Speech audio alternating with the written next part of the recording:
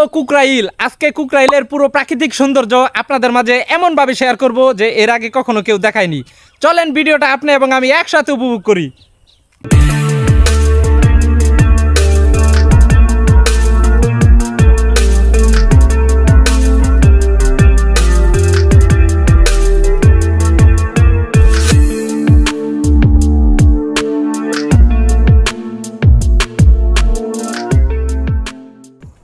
আজকে এই কুকরাইল গ্রামের কিছু অজানা তথ্য এবং প্রাকৃতিক সৌন্দর্য আপনাদের মাঝে তুলে ধরার চেষ্টা করব, তার সাথে সাথে কমপ্লিট একটি ভ্রমণ গাইডলাইন দেওয়ার চেষ্টা করব।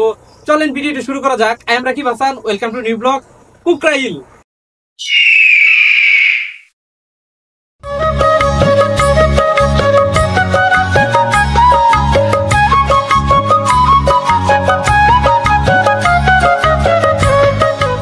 প্রকৃতির সৌন্দর্য হলো বিধাতার এক অনন্য সৃষ্টি। আমাদের এই দেশ সুজলা সফলা, সবুজে ভরা, প্রকৃতির সৌন্দর্যে এক অপরূপ স্থান।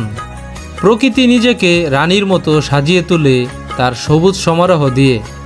আর এই সৌন্দর্যের চিত্র সবচেয়ে মনোমুগ্ধকর দেখা যায় গ্রাম বাংলায়। হ্যাঁ প্রিয় দর্শক, আজকে আপনাদের মাঝে তেমনই একটি গ্রামের ভিডিও নিয়ে হাজির হলাম। আমি আছি এখন আমাদের ৫ নং দেওখলা ইউনিয়নের কুকরাইল গ্রামটিতে। আজকে আমি আপনাদের মাঝে গ্রামটির প্রকৃতির সৌন্দর্য তুলে ধরার চেষ্টা করব।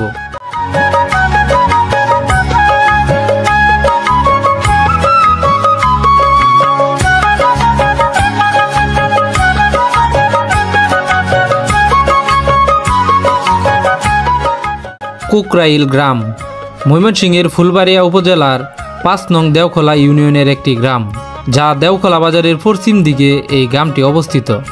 ১.০৯ বর্গ কিলোমিটার আয়তন নিয়ে এই গ্রামটি অবস্থিত।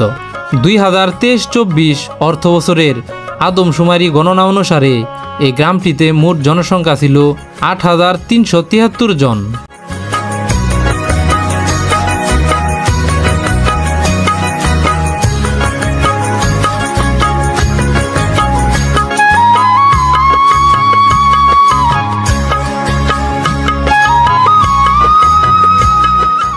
এই গ্রামের মানুষ প্রকৃতির সঙ্গে একান্ত হয়ে বাস করে। কৃষি এখানকার প্রধান জীবিকা। এছাড়া স্থানীয় বাজার, ক্ষুদ্র ব্যবসা গ্রামীণ অর্থনীতিতে গুরুত্বপূর্ণ ভূমিকা পালন করে। ধান, পাট, গম আর শাকসবজি চাষ করে গ্রামের মানুষ জীবিকা নির্বাহ করে। প্রকৃতির দেওয়া আশীর্বাদে তাদের জীবন চলে। গাছের ছায়া, নদীর জল আর জমির ফসল সবই তাদের জীবনের অবিচ্ছেদ্য একটা অংশ।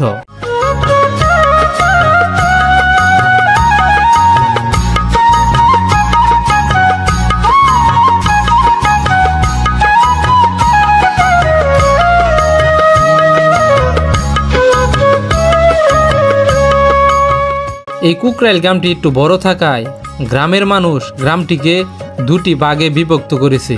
যেমন একটি হলো উত্তর কুকরাইল এবং অপরটি হলো দক্ষিণ কুকরাইল। এই গ্রামটির ভেতরে দুটি ঈদগাহ মাঠও রয়েছে। একটিকে বলা হয় উত্তর কুকরাইল ঈদগাহ মাঠ এবং অপরটিকে বলা হয় দক্ষিণ কুকরাইল ঈদগাহ মাঠ।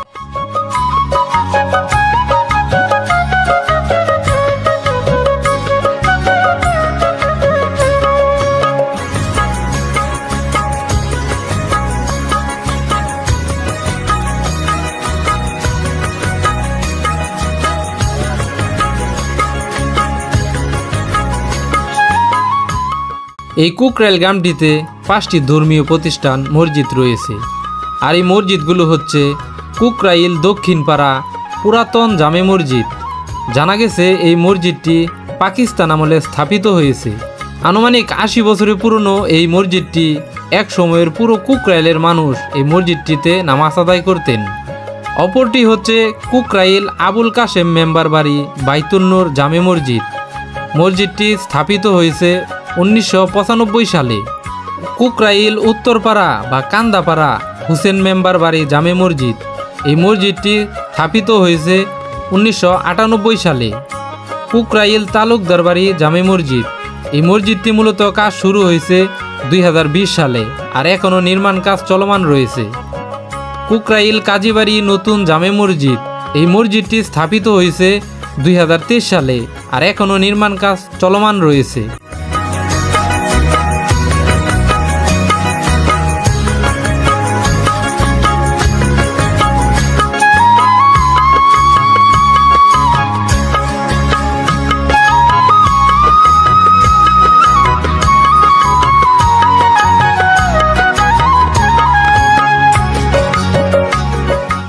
পুরো কুকরাইল গ্রামটিতে ঘিরে রয়েছে একটি প্রাথমিক বিদ্যালয়, যা গ্রামটির সৌন্দর্য আরও দ্বিগুণ বৃদ্ধি পেয়েছে।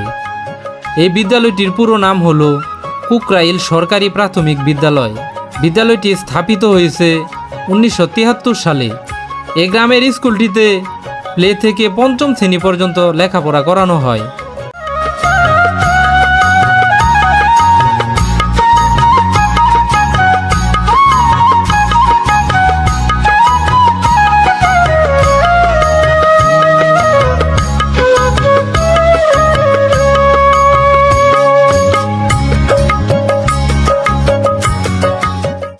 গ্রামটির একপাশে রয়েছে দুটি ইটের ভাটা।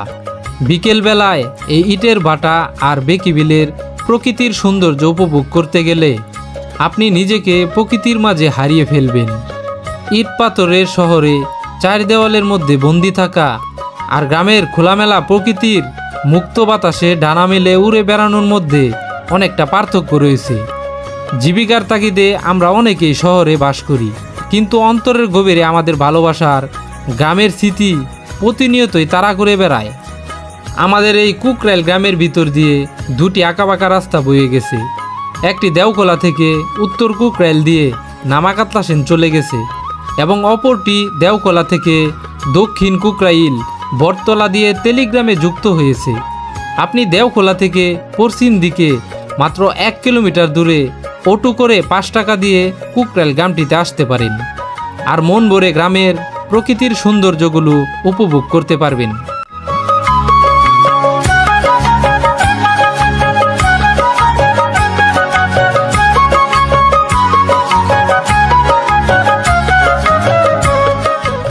গ্রাম বাংলার ঐতিহ্য ও প্রকৃতি আমাদের জাতীয় ঐতিহ্যের গুরুত্বপূর্ণ অংশ। এই ঐতিহ্য রক্ষা করা আমাদের দায়িত্ব।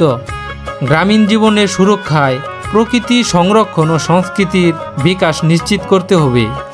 শহরের জীবনে আধুনিকতার মাঝেও গ্রাম বাংলার প্রকৃতি ও ঐতিহ্যের প্রতি আমাদের ভালোবাসা কখনো কমতে পারে না।